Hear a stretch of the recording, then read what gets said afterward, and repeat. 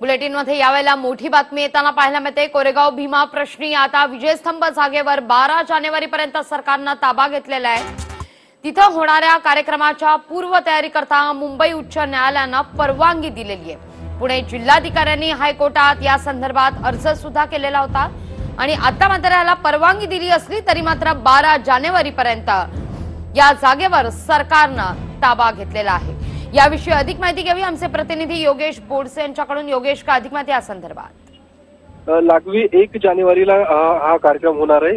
विजयस्तंभ अभिवादन दिन असणार आहे। खरं तर मागच्या वर्षी ज्या पद्धतीने या ठिकाणी कार्यक्रमाच्या माध्यमातून जी काही दंगल उसळली होती, जे काही असंवेदनशील वातावरण त्या ठिकाणी निर्माण झालं होतं, त्या पार्श्वभूमीवर पुणे जिल्हाधिकारी कार्यालयातनं तशा पद्धतीचा एक अर्ज हा मुंबई हायकोर्टात टाकण्यात आला होता की तो संपूर्ण परिसर, खरं तर त्या परिसरात वेगवेगळ्या जाती धर्मातील लोकांच्या जमिनी आहेत, मात्र तो राज्य सरकारकडे त्या जमिनी द्यायला त्या लोकांचा नकार होता। म्हणूनच पुणे जिल्हाधिकाऱ्यांनी या संदर्भातला एक अर्ज मुंबई हायकोर्टात टाकला होता आणि त्याला कोर्टाने सुद्धा काल मंजुरी दिलेली आहे। त्या परिसरातल्या ज्या काही जमिनी आहेत, जागा आहेत, त्या 12 जानेवारीपर्यंत सरकारच्या ताब्यात असतील।